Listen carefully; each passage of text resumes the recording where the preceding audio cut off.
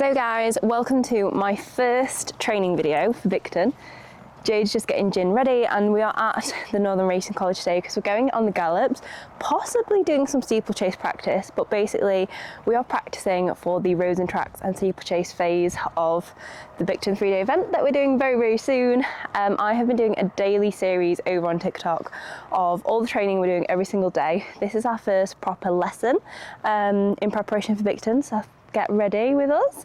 Yeah, really excited. Sam and Earl are also joining today, and Beatrice Stocks is going to give us a lesson on the gallops. So yeah, hopefully going to work out our pace a little bit better, because as you guys know, Gin tends to run quite fast cross country, so we need to make sure that we're working at the correct pace, because timing really is everything, especially in the old format for the cross country. So basically, when you run a 3-day event and the old format, you obviously do your disciplines on each day, but the cross-country day is actually made up of 4 phases rather than just being a standard cross-country run.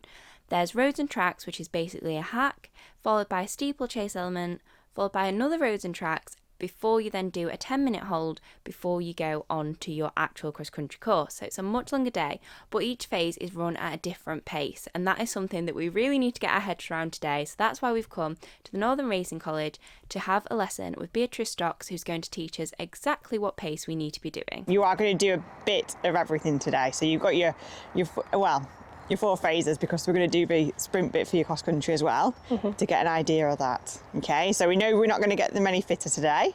Okay, it'll all help. Okay, but obviously it's too close to the competition, isn't it? And you don't want to overload them so close. It's better to taper off a little bit. Okay, so next week you're just going to tick all the boxes. You're not going to try and do everything the last second, are you? Okay, so have you had a look at the phases? Do you know anything about it already? Just trying to learn bits really about I've just been stalking other people's vlogs. Okay. Have you not looked at the rule book? Yes. Okay, you've looked at the rule book. That's a good place to start. obviously like the roads and tracks. It's like going for a hack. Yes. But you need to know where you're going. Yeah. So you'll have time, because what day will you be going? Getting there Tuesday or? I'm getting there Wednesday. Right. Wednesday that we're allowed to be there for. Yeah.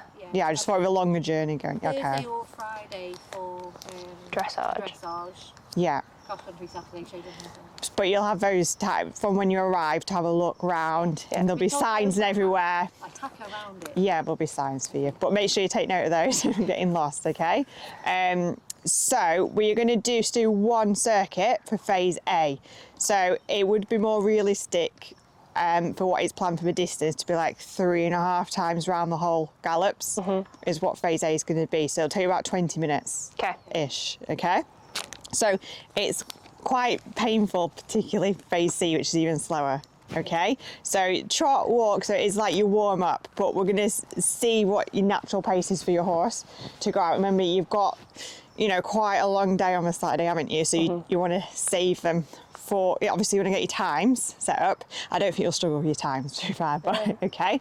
But it's to treat it as a warm up, getting the horse ready for your cross country. Okay, so you've got your stopwatches. I'm guessing you're all familiar with working those. Okay, so we're going to go on the left rein to begin with. So you're going to set your stopwatch when you get to that first marker just behind you, the pole with the circle on. So they're your furlong posts. You've not been before. Okay, so from that post to the next one, you're going to do 54 seconds. okay. 4 seconds, okay. So I just started from 0. And let it count up. Yeah. Okay. Because you'll have minute markers in places, so it's better to just start from 0, so you're on minute rather than confusing yourself with like 1 minute 24 or something. Yeah, so start at your zeros for that. But yeah, there should be markers to say this is what your time you can check out, and it's up to you if you want to write all the times on your arm or just keep checking and remembering them. See how you work I'll best. be writing them. Okay, permanent marker on your arms.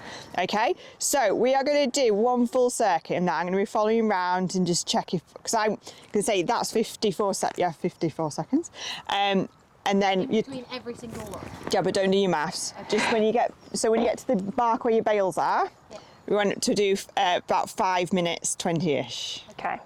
Okay, don't want any speeding faults, okay? So just because it was quite painful for you to go round and round and round 3 times, okay? Just getting that feel, but I'll update you if your pace is wrong anywhere. And you're wanting us to be just in trot and walk? Yeah, so we'll see if, you know, doing the first mark about you setting your pace. If, yeah, your horse suits that, if it's got a little trot, keep it, or if you need to do bits of walk, bits of trot. Definitely won't be cantering. But so you're warming your horse up, you're eventing, so dressage, outline, working the frame. So is there anything I need to know about the horses in general, safety-wise? He'll be quite sweaty today. He is okay. He's just quite a sweaty horse in general, but he will be quite sweaty by then because he's due for clipping on Monday. Yeah. So it just didn't quite time right, but... But be okay together?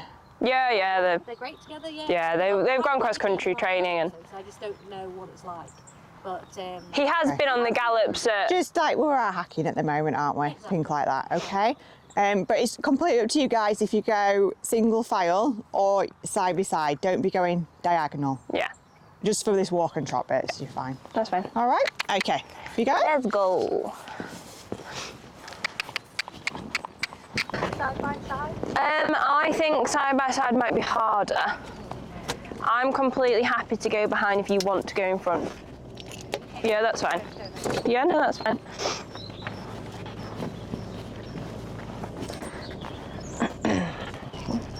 Okay.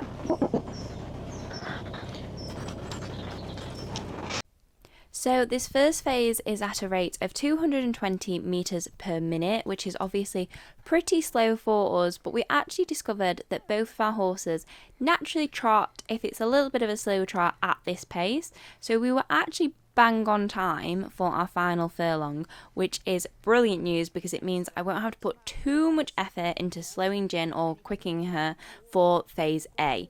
I won't show you the full thing because honestly, us trotting around a gallop is a pretty boring thing. But they were very, very well behaved, and I was really, really proud that we were definitely not too fast for this phase. That was good because Gin being too fast is something that we normally have trouble with. Obviously on the day there'll be more of an atmosphere, so I do need to take that into account. Her blood may be up, so she may be a little bit quicker in her trot work. Kind of natural pace, to be honest. Right, good. You felt a little bit backwards a bit because you wanted to stoop at things. Uh-huh. So he was just a little bit nosy at times. But I thought I could push him more if I wanted to. Yeah, brilliant. And you know, like when you go to Bicton, not been before, a horse has not seen that track, you're in a similar situation, Yeah. won't you? Yeah. Okay. They'll probably be a bit so more you don't want to excitable. hang around any more than that though, really, do you? Yeah. Okay. So you can see like old fashioned like long format with rows and tracks, as everyone did a lot more hacking and road work, didn't they? Yeah. Okay. There's a lot more fitness, and I think like, do we ever trot that long out hacking? I genuinely think it should be brought back because I Yeah. see so many horses definitely. without the fitness and That's why we have a bit more injuries. yeah. Yeah. Go through. Okay. So 17 I had on my clock. Yeah.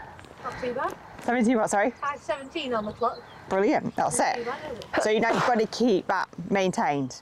Okay, good. So we're not going to go straight to the steeplechase, but we're going to have a canter, have a warm up. So Yeah. you're going to do your canter on the small canter track here, just to loosen them up first of all. Yeah. And then we'll get back on the gallops and do a sprint Okay. for a couple of furlongs for the 520 meters per minute to get used to that.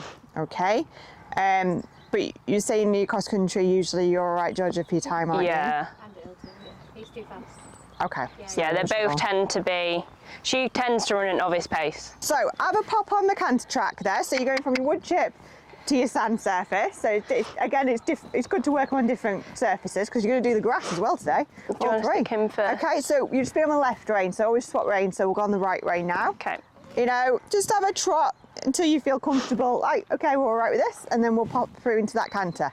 Opposite, can you see if there's a rail that's down? But it's just Yeah. to the side, just so you know for spooking purposes. Do you want me to go first if he's feeling a bit spooky? Yeah, Or you can. Yeah? Yeah, he won't do anything. Okay. I'm just thinking if she It's doesn't just to really loosen spook. up. We don't need to stop watches in here. We're just having that canter, get them focusing, okay? You So, want to go the cross country. okay, so outline.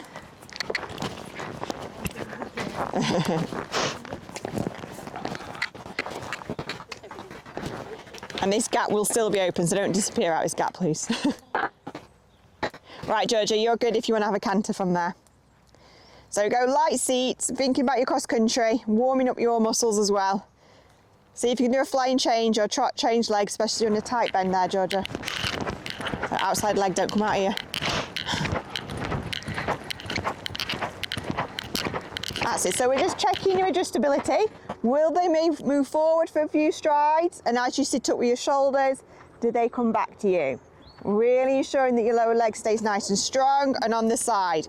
Stronger the horse is, you actually need a bit more support with the leg. Just squeeze and use those half holds. So don't forget your glutes are part of your core, so you've got to squeeze those glutes to sit up, and it'll protect your lower back if you are on a strong horse, okay? It's not your arms are going to work.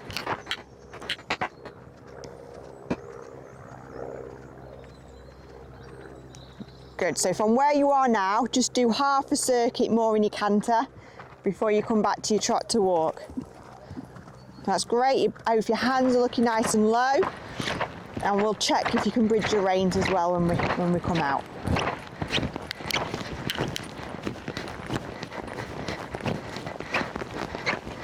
Okay, you can bring her out onto the grass. You go. How did your control feel there? Yeah, fine. I don't really struggle with her. Just when you got jumps? Yeah. You have to put your big girl pants on because there's only the hurdles, there's no warm-up fence. Oh, or marvellous. the chase fence that's a bit bigger. You'll be fine.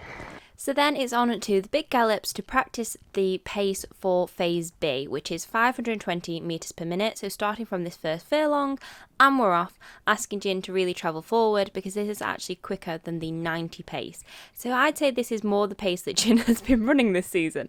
Not ideal, but it does mean that we are set up well to ask her to move forward for the steeplechase phase. So I started and we basically did half of the gallops, and then as soon as I was up near the top, it was Sam's turn to go. As you can see, Earl was pretty excited about the thought of getting to gallop up here. She did really well. It's never easy being the second rider to go. So yeah, we were both pretty much spot on for our timing wise and for how quickly we were moving, so that's brilliant. And it's just really good to feel these paces before we actually start adding in the steeplechases. Oh, I'm so tired now. Your time, I had the stopwatch on for you, so your time was pretty easy, wasn't it? For that one. Yeah.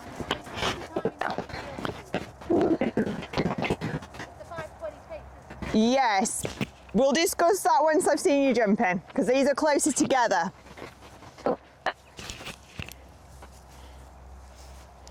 So I've just double checked on that news article that they put out, and it does say 5 fences on your steeplechase fence at Bicton.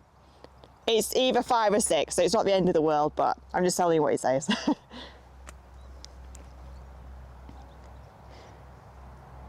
So you'll obviously already have some studs in, feeling that, okay? You can discuss that at the rider briefing. If the ground that you're on for phase A you're a bit concerned about, that's what, but you know, the rider briefing's there for you to stand up and ask questions if you need to.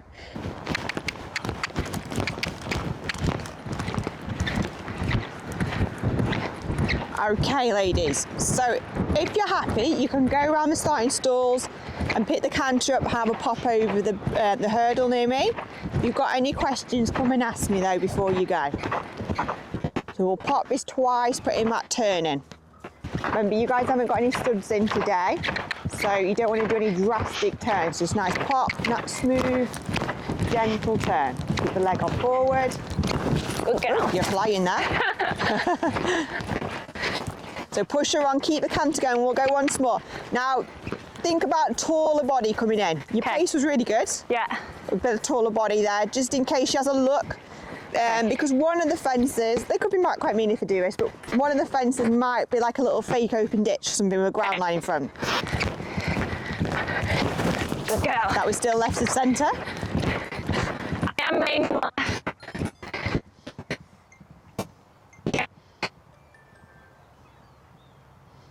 Be interesting why she's aiming left.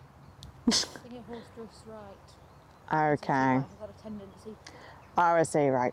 That makes sense. Good practice. Position, come more upright, support with the leg, look ahead.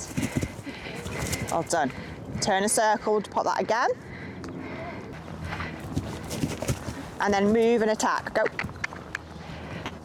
Elbows in, and now start to lift yourself taller. And then move, react, and tall again. Brilliant.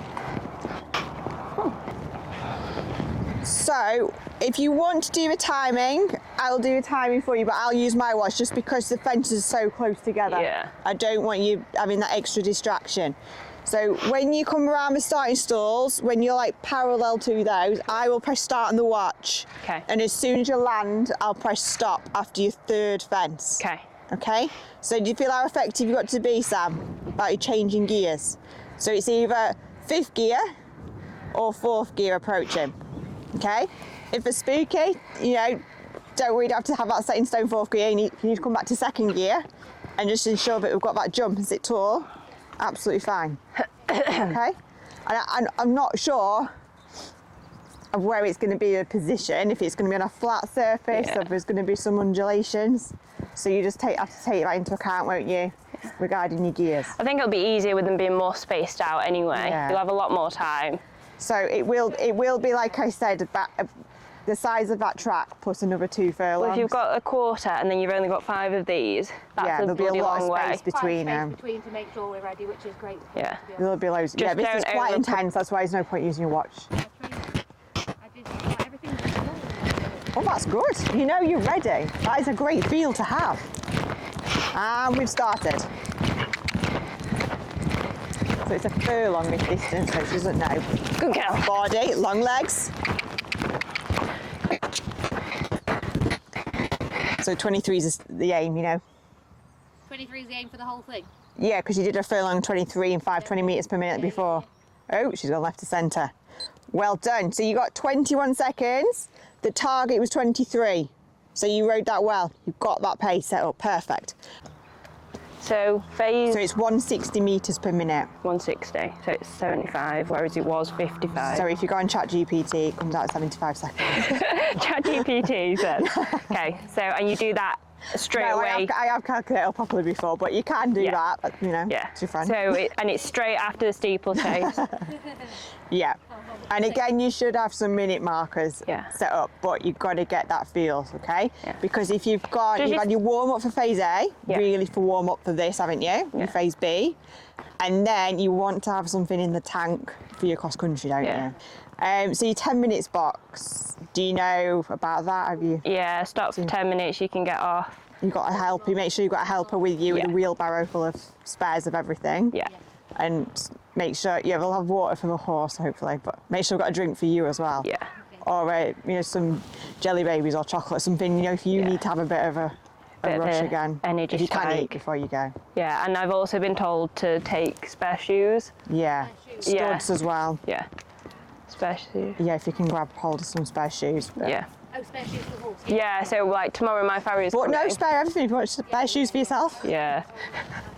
Yeah, and just look, obviously the forecast, I don't know what it is yet, but if it's raining, your gloves you want to change, you might want to change your bit. I don't know, ideally not, but That's why I brought her in this, because this is what she normally runs in. Normally I don't train her in this because she's never as strong in training. Yeah. But she's felt pretty on par Yeah. with what she is today. So. good. And like even your numbness, because you've only got 10 minutes, so you can't do everything. Yeah. But if it is a really warm day and I've got a sweat and you don't want to feel like, oh, my saddle's going to be slipping. Yeah. When you're out cross country, so you'll have quick. That's why whoever's going to help you needs to be On it. organised. Yeah. Not having a little la-di-da out. Just tell him, I'm not being rude, I'll talk to you after we've finished. Okay? Right, so let's get back on to the gallops again. Which way round are we going to go? It'll be left, won't it? Yeah, that's fine. So then we got back onto the gallops and practiced phase C. Now this is the second part of the roads and tracks. It's actually going to be a much longer part and it starts as soon as the steeplechase phase is finished. So we're going to go from that much quicker phase to very slow. This phase is actually 160 meters per minute, which is agonizingly slow, I must say. We did a full gallop's length at this speed, and yeah, it's slow. It is really slow, but that does mean that after the steeplechase we will have a little bit of time for Gin to have a walk and catch our breath before we then go into the holding box before cross country. And in just a moment we'll be practicing our cross country speed as well. So on the day, we'll have a 10-minute hold where the vet will check Gin's breathing rate and heart rate and everything, and if they're happy, then we'll be heading out onto the cross country. And the cross country will be very much similar to a normal cross country course that I've done previously. So we just practiced running at pace today of 450 meters per minute. So I set off first, just like we did before when we did the gallop stretch. This is much more of a canter pace and our usual B90 pace. So this is what we should have been familiar with the majority of the season already. So I went first and then Sam followed. And it's really important to say we're obviously not doing the length. We're just working on the pace. So we haven't done a full cross-country course worth of canter. There obviously aren't fences out there, but we're just checking that the horses are feeling good, feeling fit, and are doing exactly what we want. Asking them to go when we want them to go, coming back to us, and today was just really beneficial to actually work out all of those paces. A lot of people have been like, you just got to go as fast as you can. You don't. No. Who said that? Just other people, to be fair. Honestly, on all No, the no, it can't be a professional that said that. They're definitely not a professional. But I think it's also on people whose horses maybe don't always make the time.